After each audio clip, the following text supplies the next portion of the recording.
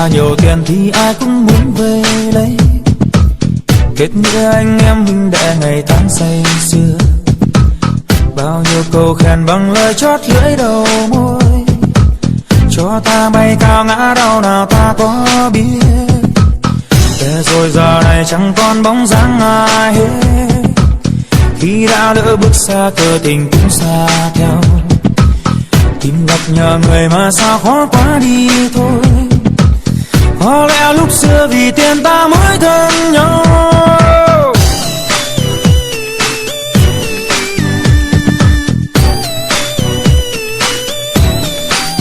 Lòng người đã đắm nên ta có biết đâu là trắng hay đen, giờ mới vỡ lẽ ôi ta đã trắng tay.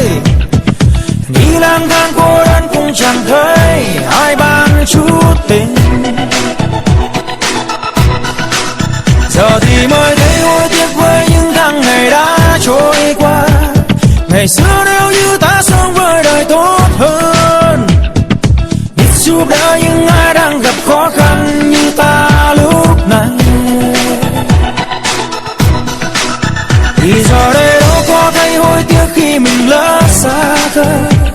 Ngày xưa ta có biết nghĩ đến điều đó đâu, thôi ta xin ăn năn mong đời thứ lỗi cho ta, để ta tạ ơn cuộc đời.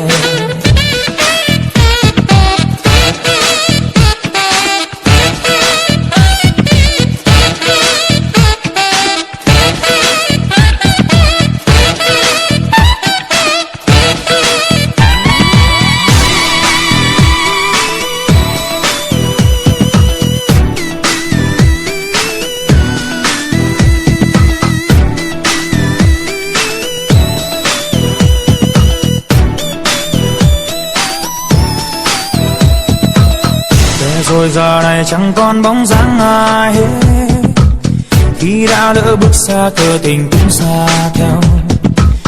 Tìm gặp nhờ người mà sao khó quá đi thôi, có lẽ lúc xưa vì tiền ta mới thân nhau.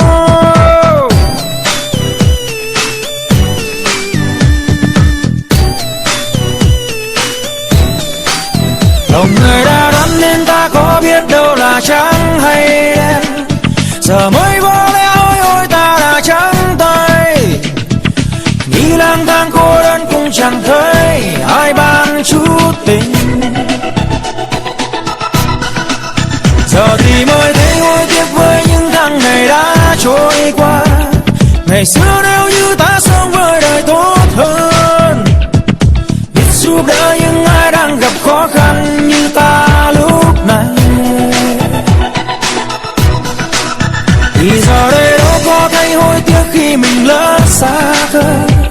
Ngày xưa ta có biết nghĩ đến điều đó đâu, thôi ta xin ăn năn mong đời thứ lỗi cho ta, để ta tạ ơn cuộc đời.